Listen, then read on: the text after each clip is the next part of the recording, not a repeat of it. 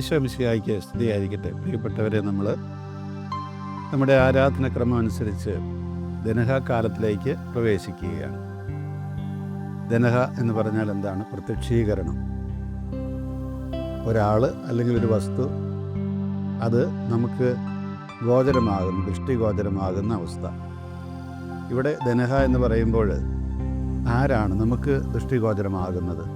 അത് ഈ ലോകത്തിലേക്ക് വരുമെന്ന് ദൈവം വാഗ്ദാനം ചെയ്ത ആ രക്ഷകനാണ്. ഈ ദനഹ കാലത്ത് നമ്മൾ അനുസ്മരിക്കുന്നത് ഇപ്രകാരം ഈ രക്ഷകൻ നമുക്ക് വെളിപ്പെടുത്തുന്നതും അതുമായിട്ട് ബന്ധപ്പെട്ട കാര്യങ്ങളുമൊക്കെയാണ്. പാലാ പോലെയുള്ള ഭാഗങ്ങളിൽ അവിടെ രാക്കുളി പെരുന്നാൾ, ദനഹ പെരുന്നാൾ, രാത്രിയിൽ പുഴയിൽ പോയി കുളിക്കുകയൊക്കെ ചെയ്യുന്നു. നമ്മുടെ പൂർവികർ അങ്ങനെ ചെയ്തിരുന്നു. കർത്താവിൻ്റെ ജ്ഞാനസ്നാനത്തെ ഓർമ്മപ്പെടുത്താൻ വേണ്ടിയിട്ടാണ്. കാരണം ഈ ജ്ഞാനസ്നാന സമയത്താണ് ഈശോ ദൈവപുത്രനാണെന്ന് വെളിപ്പെടുത്തപ്പെട്ടത്, പിതാവായ ദൈവത്തിൻ്റെ സ്വരം കേട്ടത്, പരിശുദ്ധാത്മാവ് പ്രാവിൻ്റെ രൂപത്തിൽ ഇറങ്ങി വന്നത്. ചുരുക്കത്തിൽ ത്രിത്വത്തെ വെളിപ്പെടുത്തുന്നു. ദൈവമായ ത്രിത്വം എന്ന് പറയുന്ന ആ ദൈവം സ്വയം നമുക്ക് വെളിപ്പെടുത്തി തരികയാണ്. നമ്മൾ അവിടെ നിന്നൊക്കെയാണ് ദൈവം ത്രിത്വമാണെന്ന് മനസ്സിലാക്കുന്നത്. പിന്നീട് കർത്താവിൻ്റെ വാക്കുകളിലൂടെ അത് വ്യക്തമാണ്. അതുപോലെ തന്നെ ഈ തൃശ്ശൂർ ഭാഗങ്ങളിലാണെങ്കിൽ പെണ്ടികുത്തി പെരുന്നാളെന്ന് പറയും. എന്താ ഈ പെണ്ടികുത്തി പെരുന്നാളിനർത്ഥം? ലോകത്തിൻ്റെ പ്രകാശമായ ഈശോ, അങ്ങനെ ലോകത്തിൻ്റെ പ്രകാശമായ ഈശോ വെളിപ്പെടുത്തതിൻ്റെ ഓർമ്മയായിട്ടാണ് അതവരാചരിക്കുന്നത്. എങ്ങനെയായിരുന്നാലും ഈ രക്ഷകൻ നമുക്ക് സ്വയം വെളിപ്പെടുത്തി എന്നുള്ളതാണ് സത്യം. അതാണ് ഈ ദനഹക്കാലത്ത് മുഴുവൻ നമ്മൾ അനുസ്മരിക്കുന്നത്. അപ്പോൾ രക്ഷകൻ സ്വയം വെളിപ്പെടുത്തി എന്ന് പറയുമ്പോൾ അതിനർത്ഥം എന്താണ്? ഈ രക്ഷകൻ്റെ സ്വഭാവം എന്താണ്? പ്രകൃതി എന്താണ്? എന്താണ് ഈ രക്ഷകനിലൂടെ നടക്കാൻ പോകുന്നത്? ഇങ്ങനെയുള്ള കാര്യങ്ങളൊക്കെയാണ്. ഇന്നത്തെ ഒന്നാമത്തെ വായന പുറപ്പാട് പുസ്തകം 34-ാം അധ്യായം 28 മുതൽ 35 വരെയുള്ള വാക്യങ്ങളാണ്. അവിടെ മോശ സിനായ് മലയിൽ ദൈവത്തോടൊപ്പം 40 രാവും 40 പകലും ചെലവഴിക്കുന്ന കാര്യങ്ങളാണ്. മോശ 40 പകലും 40 രാവും കർത്താവിനോടുകൂടെ അവിടെ ചെലവഴിച്ചു. അവൻ ഭക്ഷിക്കുകയോ പാനം ചെയ്യുകയോ ചെയ്തില്ല. ഉടമ്പടിയുടെ വചനങ്ങളായ 10 പ്രമാണങ്ങൾ അവൻ പലകകളിൽ എഴുതി. 2 സാക്ഷ്യഫലകങ്ങളും വഹിച്ചുകൊണ്ട് മോശ സീനായ് മലയിൽ നിന്ന് താഴേക്ക് വന്നു. ദൈവമായി സംസാരിച്ചതിനാൽ തൻ്റെ മുഖം തേജോമയമായി എന്ന കാര്യം അവൻ അറിഞ്ഞില്ല. അഹറോനും ഇസ്രായേൽ ജനവും മോശയുടെ മുഖം പ്രശോഭിക്കുന്നത് കണ്ടു. അവനെ സമീപിക്കാൻ അവർ ഭയപ്പെട്ടു. മോശ അവരെ വിളിച്ചു. അഹറോനും സമൂഹ നേതാക്കന്മാരും അടുത്തു വന്നു. മോശ അവരോട് സംസാരിച്ചു. അനന്തരം ജനം ചെന്നു. സീനായ് മലയിൽ വെച്ച് കർത്താവ് തന്നോട് സംസാരിച്ചതെല്ലാം അവൻ അവർക്ക് കൽപ്പനയായി നൽകി. സംസാരിച്ചു തീർന്നപ്പോൾ മോശ ഒരു മൂടുപടം കൊണ്ട് മുഖം മറച്ചു. അവൻ കർത്താവിനോട് സംസാരിക്കാൻ തിരുമുമ്പിൽ ചെല്ലുമ്പോഴോ അവിടെ നിന്ന് പുറത്തു വരും വരെയോ മൂടുപടം ധരിച്ചിരുന്നില്ല. അവൻ പുറത്തു വന്ന് അവിടുന്ന് തന്നോട് കൽപ്പിച്ചവയെല്ലാം ഇസ്രായേൽ ജനത്തോട് പറഞ്ഞിരുന്നു. ഇസ്രായേൽ ജനം മോശയുടെ മുഖം കണ്ടു. മോശയുടെ മുഖം പ്രകാശിച്ചിരുന്നു. കർത്താവിനോട് സംസാരിക്കാൻ അകത്ത് പ്രവേശിക്കുന്നതുവരെ മോശ മുഖം മറച്ചിരുന്നു. ചുരുക്കത്തിൽ ഈ ദൈവത്തിൻ്റെ സന്നിധിയിൽ നിന്ന് ഇറങ്ങി വരുന്ന ഒരു വ്യക്തിയെ സംബന്ധിച്ച് മറ്റുള്ളവർക്കുണ്ടാകുന്ന അനുഭവമാണിത്. ഇവിടെ 2 കാര്യങ്ങളാണ് സംഭവിക്കുന്നത്. മോശയും ദൈവവും തമ്മിൽ ഒരുപാട് കാര്യങ്ങൾ സംസാരിച്ചു. 10 പ്രമാണങ്ങൾ 2 സാക്ഷ്യഫലകങ്ങളിലായിട്ട് ദൈവം എഴുതി കൊടുത്തു. അതുമായിട്ട് മോശ താഴേക്ക് ഇറങ്ങി വരുന്നു. എല്ലാവരെയും വിളിച്ചുകൂട്ടി. അപ്പോൾ മോശയുടെ മുഖം ഇങ്ങനെ പ്രകാശിച്ചിരുന്നു. ചുരുക്കത്തിൽ ഈ ദൈവവുമായിട്ട് നമ്മൾ അടുത്ത് വന്നു കഴിയുമ്പോൾ നമ്മളിലുണ്ടാകുന്ന മാറ്റമാണിത്. കേവലം അടുത്തു വരിക മാത്രമല്ല, ഇവിടെ ഈ 40 ദിവസവും 40 രാവും സീനായ് മലയിൽ ദൈവത്തോടു കൂടിയായിരുന്ന മോശ ഭക്ഷിക്കുകയോ പാനം ചെയ്യുകയോ ചെയ്തില്ല. ഈ 40 ദിവസം എന്ന് പറയുന്നതിന് പഴയ നിയമത്തിൽ എപ്പോഴും വലിയ പ്രാധാന്യമുണ്ട്. 40 ദിവസം കർത്താവ് ഉപവസിച്ച് 40 ദിവസവും 40 രാവും ഒക്കെയാണ്. ഇതുപോലെ ഈ 40 എന്ന് പറയുന്ന ഏതാണ്ടൊരു തലമുറയുടെ ദൈർഘ്യമാണത്. അങ്ങനെ അതിന് പ്രതീകാത്മകമായിട്ടുള്ള അർത്ഥം എന്താണ്? നമ്മുടെ ജീവിതം മുഴുവൻ ഇങ്ങനെ ആയിരിക്കണം എന്നുള്ളതാണ്. കർത്താവിനോട് ചേർന്നിരിക്കുക. അങ്ങനെ കർത്താവിനോട് ചേർന്നിരിക്കുമ്പോഴാണ് നമ്മുടെ മുഖമൊക്കെ പ്രകാശിക്കുക ദൈവത്തിൻ്റെ സാന്നിധ്യത്താൽ. അതുപോലെ തന്നെ നമ്മൾ ആ ദൈവത്തോട് ചേർന്നിരിക്കുമ്പോൾ ഈ മോശ സംസാരിച്ചതുപോലെ നമുക്കും ദൈവത്തോട് സംസാരിക്കാൻ കഴിയും. അത് നമ്മൾ സംസാരിക്കാൻ വേണ്ടി മാത്രമല്ല, അതിനുശേഷം ഈ മോശ ചെയ്ത അതേ പ്രവൃത്തി ദൈവം നമ്മളോട് പറയുന്ന കാര്യങ്ങൾ അതെല്ലാം നമ്മൾ വന്നിട്ട് മറ്റുള്ളവരോട് പറയണം. അതാണ് യഥാർത്ഥത്തിൽ മത്തായിയുടെ സുവിശേഷം 28:20 കർത്താവ് നമ്മളോട് പറഞ്ഞത്. ഞാൻ നിങ്ങളോട് പറഞ്ഞ എല്ലാ കാര്യങ്ങളും അത് അനുസരിച്ച് പഠിപ്പിക്കുക, മറ്റുള്ളവരെ പോയിട്ട് നിങ്ങൾ പഠിപ്പിക്കണം. ചുരുക്കത്തിൽ നമുക്ക് ഈ ദൈവവുമായിട്ട് നിരന്തരം സംസാരിക്കാൻ കഴിയുക, അവിടുന്നുമായുള്ള സാമീപ്യത്തിൽ നമ്മളിങ്ങനെ പ്രകാശിതരായിരിക്കുക, അവിടുന്ന് നമ്മളോട് പറയുന്ന കാര്യങ്ങൾ നമ്മൾ അനുസരിക്കുക, അത് മറ്റുള്ളവരെയും പറഞ്ഞ് അനുസരിപ്പിക്കാനായിട്ട് ശ്രമിക്കുക. ഈ കാര്യങ്ങളാണ് ഈ ദനഹക്കാലത്ത് നമ്മൾ പ്രത്യേകമായിട്ട് അനുസ്മരിക്കുന്നത്. രണ്ടാമത്തെ വായനയിൽ റോമാലേഖനം 11-ാം അധ്യായം 33 മുതൽ 12-ാം അധ്യായം 2-ാം വാക്യം വരെയാണ്. അവിടെ പറയുന്ന കാര്യം ഇതാണ്: ആ ദൈവത്തിൻ്റെയും സമ്പത്തിൻ്റെയും ജ്ഞാനത്തിൻ്റെയും അറിവിൻ്റെയും ആഴം അത് എത്രയോ വലുതാണെന്നായി പറഞ്ഞു വരുന്നത്. അവിടുത്തെ വിധികൾ എത്ര ദുർജ്ഞേയം, അവിടുത്തെ മാർഗങ്ങൾ എത്ര ദുർഗ്രഹം. എന്തെന്നാൽ ദൈവത്തിൻ്റെ മനസ്സ് അറിഞ്ഞത് ആര്? അവിടുത്തേക്ക് ഉപദേഷ്ടാവായത് ആര്? തിരിച്ചു കിട്ടാനായി അവിടുത്തേക്ക് ദാനം കൊടുത്തവൻ ആര്? എന്തെന്നാൽ എല്ലാം അവിടുന്ന് നിന്ന്, അവിടുന്ന് വഴി അവിടുത്തേക്കെന്നും മഹത്വമുണ്ടായിരിക്കട്ടെ. ആമേൻ. ആകയാൽ സഹോദരരെ, ദൈവത്തിൻ്റെ കാരുണ്യം അനുസ്മരിച്ചുകൊണ്ട് ഞാൻ നിങ്ങളോട് അപേക്ഷിക്കുന്നു, നിങ്ങളുടെ ശരീരങ്ങളെ വിശുദ്ധവും ദൈവത്തിന് പ്രീതികരവുമായ സജീവ ബലിയായി സമർപ്പിക്കുവിൻ. ഇതായിരിക്കണം നിങ്ങളുടെ യഥാർത്ഥമായിട്ടുള്ള ആരാധന. നിങ്ങൾ ഈ ലോകത്തിന് അനുരൂപരാകരുത്, പ്രത്യുത നിങ്ങളുടെ മനസ്സിൻ്റെ നവീകരണം വഴി രൂപാന്തരപ്പെടുവിൻ. ദൈവഹിതം എന്തെന്നും നല്ലതും പ്രീതിജനകവും പരിപൂർണവുമായതെന്തെന്നും വിവേചിച്ചറിയാൻ അപ്പോൾ നിങ്ങൾക്ക് കഴിയും. അപ്പോൾ ഈ പൗലോസ് പറയുന്ന ഇതാണ്, റോമാക്കാരോട് പറയുകയാണ്, ദൈവത്തെ നമുക്ക് അത്ര എളുപ്പമൊന്നും മനസ്സിലാക്കാൻ പറ്റുകയില്ല. ആർക്കെങ്കിലും ദൈവത്തെ ഉപദേശിക്കാൻ പറ്റുമോ? ഇല്ല. അവിടുത്തെ വിധികൾ നമുക്ക് മനസ്സിലാക്കാൻ പറ്റുമോ? അത്ര എളുപ്പമല്ല. അതുപോലെ അവിടുത്തെ അറിവ്, ജ്ഞാനം, ഇതൊക്കെ നമുക്ക് അളക്കാൻ പറ്റുമോ? ഇല്ല. അതുകൊണ്ട് പൗലോസ് പറയുകയാണ്, കാരണം എന്താണ്? എല്ലാം അവിടെ നിന്നാണ് വരുന്നത്, അവിടുത്തേക്ക് ആണ് എല്ലാ മഹത്വവും ഉണ്ടാവേണ്ടത്. ആകയാൽ സഹോദരങ്ങളെ പിന്നെ പറയുക, ഞാൻ നിങ്ങളോട് അപേക്ഷിക്കുന്നു, നിങ്ങളുടെ ശരീരങ്ങളെ വിശുദ്ധവും ദൈവത്തിന് പ്രീതികരവുമായ സജീവ ബലിയായി സമർപ്പിക്കുക. ഈ പഴയ നിയമത്തിൽ ബലിയർപ്പിക്കപ്പെട്ടിരുന്ന എന്താണ്? അവിടെ ഇങ്ങനെ മൃഗങ്ങൾ, പക്ഷികൾ, ധാന്യം, അതുപോലെയുള്ള വസ്തുക്കളൊക്കെയാണ് അവിടെ ബലിയർപ്പിക്കപ്പെട്ടിരുന്നത്. പക്ഷേ പുതിയ നിയമത്തിലേക്ക് വരുമ്പോൾ ആ ബലിവസ്തു മാറി. ബലിവസ്തു ആരാണ്? യഥാർത്ഥത്തിൽ ഈ ദൈവപുത്രൻ തന്നെയാണ്. ഈശോ തന്നെയായി മാറുന്നു ആ ബലിവസ്തു. അതോടൊപ്പം തന്നെ നമ്മളും മാറുകയാണ്. കാരണം എന്താണ്? ഈശോ തന്നെ പറഞ്ഞു, നമ്മൾ അവിടുത്തെ ശാഖകളാണ്, അവിടെ നിന്നാണ് യഥാർത്ഥ മുന്തിരിച്ചെടി, അതിലെ ശാഖകളാണ് നമ്മൾ. വിശുദ്ധ പൗലോസ് വേറെ രീതിയിൽ അതിനെ അവതരിപ്പിക്കും. നമ്മൾ ഈശോയുടെ ശരീരമാണ്, ഭൗതിക ശരീരം. ആ ശരീരത്തിൻ്റെ അവയവങ്ങളാണ് നമ്മൾ ഓരോരുത്തരും. അങ്ങനെ നമ്മൾ ഈശോയുടെ ഭാഗമായി മാറുന്നു. ചുരുക്കത്തിൽ ഈ കർത്താവ് സ്വയം ബലിയായി അർപ്പിച്ചതുപോലെ നമ്മളും സ്വയം ബലിയായി അർപ്പിക്കപ്പെടണം. ഇതാണ് ഈ പറഞ്ഞത്. പക്ഷെ വെറുതെ അർപ്പിക്കുകയല്ല, നിങ്ങളുടെ ശരീരങ്ങളെ വിശുദ്ധവും ദൈവത്തിന് പ്രീതികരവുമായ സജീവ ബലിയായി സമർപ്പിക്കുവിൻ. നമ്മൾ ഈ ശരീരത്തിൻ്റെ വിശുദ്ധിയെക്കുറിച്ചൊക്കെ പറയുമ്പോൾ എല്ലാവരും പെട്ടെന്ന് ലൈംഗികമായ കാര്യങ്ങളിലേക്കാണ് നമ്മുടെ ചിന്ത പോവുക. അത് മാത്രമല്ല, നമ്മുടെ മനസ്സിൽ എന്തെല്ലാം തെറ്റായ ചിന്തകളുണ്ടാകുന്നു.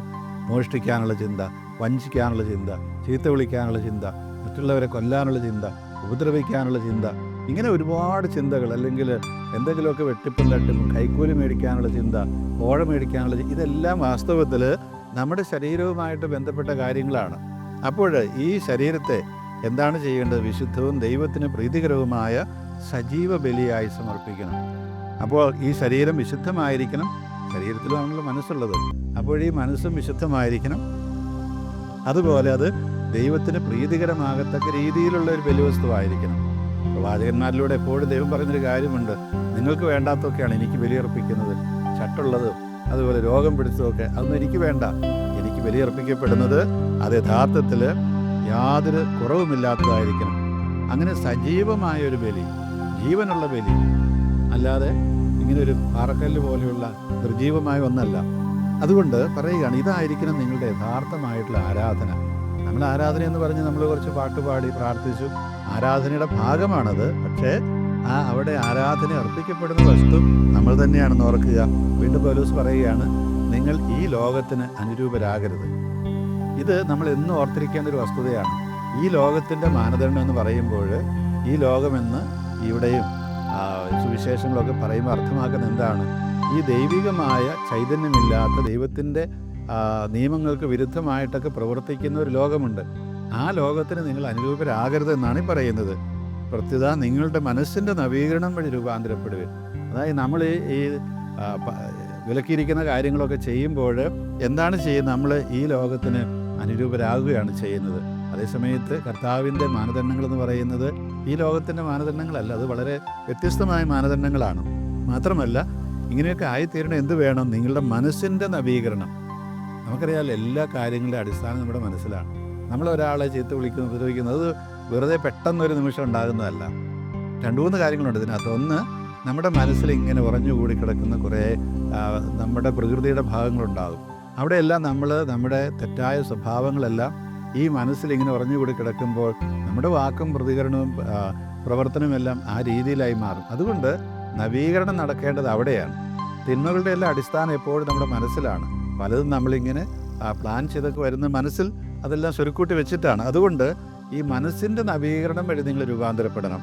അപ്പോഴാണ് ദൈവഹിതം എന്തെന്നും നല്ലതും പ്രീതിജനകവും പരിപൂർണമായതും എന്തെന്ന് വിവേചിച്ചറിയാൻ നിങ്ങൾക്കപ്പോൾ സാധിക്കും. അങ്ങനെ നമ്മൾ ഈ മനസ്സിൽ നവീകരിക്കപ്പെട്ട് കഴിയുമ്പോഴാണ് ദൈവം നമുക്ക് വെളിപ്പെടുത്തി തരുന്ന കാര്യങ്ങൾ മനസ്സിലാക്കാനായിട്ട് കഴിയുക.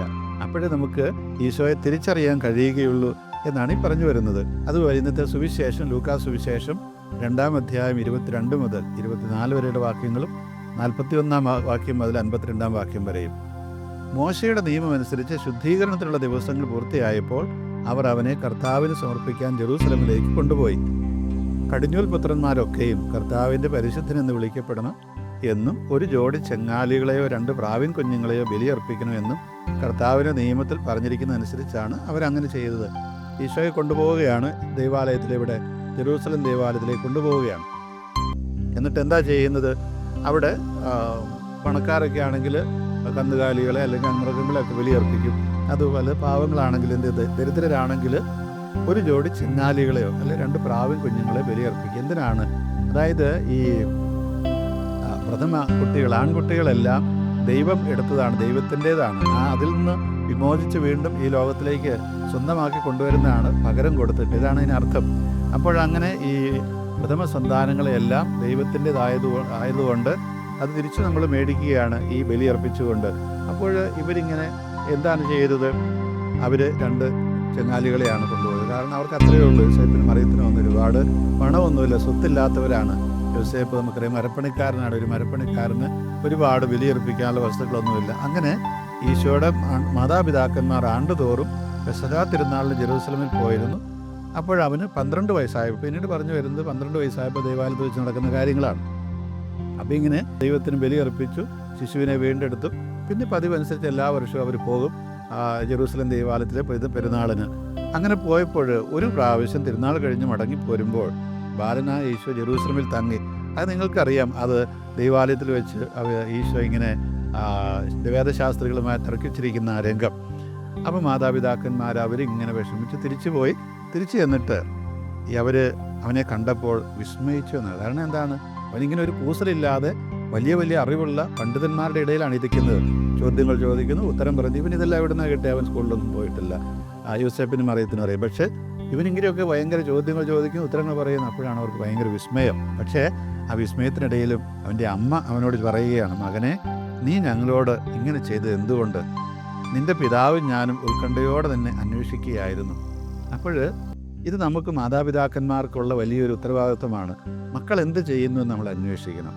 അവർ എവിടെയാണെന്ന് അന്വേഷിക്കും. ഇവിടെ നമുക്കറിയാം, എൻ്റെ പിതാവിൻ്റെ കാര്യങ്ങൾ ഞാൻ വ്യാപൃതനാകണ്ടേ എന്നൊക്കെ ചോദിച്ചാൽ പിന്നെ ഒന്നും മിണ്ടിയില്ല. അതേ സമയത്ത് നമുക്കറിയാം നമ്മുടെ മക്കളൊക്കെ എതിലെയാണ് പോകുന്നതെന്ന് അന്വേഷിക്കാനായിട്ട് മാതാപിതാക്കൾക്ക് വലിയൊരു കടമയുണ്ട്. അത് നമ്മൾ അന്വേഷിച്ചേ മതിയാകും. അന്വേഷിക്കുക, അവരെ നമ്മൾ നയിക്കുകയും നിയന്ത്രിക്കുകയൊക്കെ ചെയ്യണമെന്നാണ് ഈ പറഞ്ഞു വരുന്നത്. അപ്പോൾ അവൻ അവരോട് ചോദിക്കുകയാണ്, നിങ്ങൾ എന്തിനാണ് എന്നെ അന്വേഷിച്ചത്? ഞാൻ എൻ്റെ പിതാവിൻ്റെ കാര്യങ്ങളിൽ വ്യാപൃതനായിരിക്കേണ്ടതാണ്, നിങ്ങൾ അറിയുന്നില്ല. ഇവിടെ വേറൊരു കാര്യം കൂടിയുണ്ട്. ഈശോയുടെ മറിയം പറഞ്ഞത് എന്താണ്? മകനെ, നിൻ്റെ പിതാവും ഞാനും എന്നാണ്. പക്ഷേ ഇവിടെ ഈശോ പറയാതെ പറയുന്നൊരു കാര്യമുണ്ട്. യോസേപ്പിൻ്റെ പിതാവല്ല, എൻ്റെ പിതാവിൻ്റെ കാര്യങ്ങളിലല്ലേ ഞാൻ വ്യാപൃതനായിരിക്കേണ്ടത് എന്ന് പറഞ്ഞാൽ ദൈവമാണ് പിതാവ് എന്നാണ് പറയുന്നത്. അതുകൊണ്ടാണ് അവൻ തങ്ങളോട് പറഞ്ഞത് എന്തെന്ന് അവർ ഗ്രഹിച്ചില്ല. കാരണം ഇവൻ എന്തായി പറയുന്നത്? ഇവൻ്റെ അപ്പൻ, പിതാവ് യോസേപ്പ് അവിടെ ഇല്ലേ? പിന്നെ എന്താ ഇവനീ പറയുന്നത്? ആ കാര്യങ്ങളിലല്ലല്ലോ ഇവൻ വ്യാപൃതരായിരിക്കുന്നത്. അതുകൊണ്ട് അവർക്കിതൊന്നും മനസ്സിലായില്ല. പക്ഷേ അവരോടൊപ്പം അവൻ പുറപ്പെട്ട് നസ്രത്തിൽ വന്നവർക്ക് വിധേയനായി ജീവിച്ചു. അമ്മ ഇക്കാര്യങ്ങളെല്ലാം ഹൃദയത്തിൽ സംഗ്രഹിച്ചു. ഈശോ ജ്ഞാനത്തിലും പ്രായത്തിലും ദൈവത്തിൻ്റെയും മനുഷ്യരുടെയും പ്രീതിയിലും വളർന്നു വന്നു. ഇവിടെ ഒരു കാര്യമുണ്ട്, ഈ അമ്മയ്ക്ക് ഇതൊന്നും മനസ്സിലായില്ല, അപ്പനും മനസ്സിലായില്ല. പക്ഷേ അവരതെല്ലാം ഹൃദയത്തിൽ സംഗ്രഹിച്ചു വെച്ചു. നന്മയ്ക്കായിട്ട് വരും, കാരണം അങ്ങനെയാണല്ലോ അവൻ ജനിച്ചതൊക്കെ എന്ന് വിശ്വസിച്ച് പോവുകയാണ്. മാത്രമല്ല ഈശോയുടെ കാര്യത്തിൽ എന്താണ്? ജ്ഞാനത്തിലും പ്രായത്തിലും ദൈവത്തിൻ്റെയും മനുഷ്യരുടെയും പ്രീതിയിലും വളർന്നു വന്നു. ഇത് നമ്മളെ സംബന്ധിച്ചെല്ലാം വാസ്തവമാണ്. അതായത് നമ്മളിൽ എങ്ങനെയാണ് യഥാർത്ഥത്തിൽ ഈശോ പ്രത്യക്ഷനാകുന്നത്? ഈശോ നമ്മുടെ ഹൃദയത്തിൽ ക്രിസ്മസ് എന്ത് ജനിച്ചു നമുക്കറിയാം. ആ ഈശോ അവിടെ ഒരു ശിശുവായിട്ടിരുന്നാൽ പോരാ, ആ ഈശോ വളർന്നു വലുതാകണം. അതായത് നമ്മൾ ആ ഈശോയോടൊപ്പം വളർന്നു വലുതായി പക്വതയുള്ള ക്രൈസ്തവരായി മാറണം. കർത്താവിൻ്റെ വഴികൾ തിരിച്ചറിയുന്ന മനുഷ്യരായിട്ട് മാറണം. അതല്ല നമ്മൾ ഈ കുട്ടികളെ പോലെ എന്നും ആയിരുന്നാൽ പോലെ നമ്മുടെ വിശ്വാസത്തിൽ എബ്രായ ലേഖനത്തിൽ പറഞ്ഞൊരു കാര്യമുണ്ട്. അതായത് നിങ്ങൾ ഇപ്പോഴും ശിശുക്കളാണ്. നിങ്ങൾ പണ്ടേ പ്രബോധകരാവേണ്ടവരായിരുന്നു, പക്ഷേ നിങ്ങളിപ്പോഴും ഈ കൊച്ചു കൊച്ചു കാര്യങ്ങളിലാണ് നിങ്ങളുടെ സന്തോഷവും നിങ്ങളുടെ ദുഃഖവും നിങ്ങളുടെ പിടിവാശിയും എല്ലാം. നിങ്ങൾക്കിപ്പോഴും പാലാണ് ആവശ്യം. പക്ഷെ അവിടെ നമ്മൾ വളരണം. ഈ നമ്മളിൽ ജനിച്ച ഈശോ വളർന്നു കഴിയുമ്പോഴേ യഥാർത്ഥത്തിൽ നമ്മൾ ക്രൈസ്തവരാകുന്നുള്ളൂ. നമ്മുടെ ശരീരങ്ങൾ നമുക്ക് ദൈവത്തിന് പ്രീതികരമായ ബലികൾ അർപ്പിക്കാനായിട്ട് സാധിക്കുകയുള്ളൂ. നമ്മളിൽ ആണ് ഈശോ പ്രത്യക്ഷപ്പെടേണ്ടത്. ആ ജനിച്ച ഈശോ ഈ ദരഹായിൽ നമ്മളോട് പറയുന്നത് എന്താണ്? നമ്മളിലൂടെയാണ് കർത്താവ് മറ്റുള്ളവർക്ക് ഇനി പ്രത്യക്ഷപ്പെടുന്നത്. പ്രിയമുള്ളവരെ, ആ മോശയിലൂടെ ദൈവമാർക്ക് പ്രത്യക്ഷപ്പെട്ടതുപോലെ നമ്മളിലൂടെ ഈശോ പ്രത്യക്ഷപ്പെടട്ടെ. എല്ലാവർക്കും ഈ ഈശോയുടെ ഇപ്രകാരമുള്ള ആ സാന്നിധ്യം മറ്റുള്ളവർക്ക് വെളിവാക്കി കൊടുക്കാൻ കഴിയട്ടെ എന്ന് ആശംസിക്കുന്നു. ഈശോ മിശിഹായ്ക്ക് സ്തുതിയായിരിക്കട്ടെ.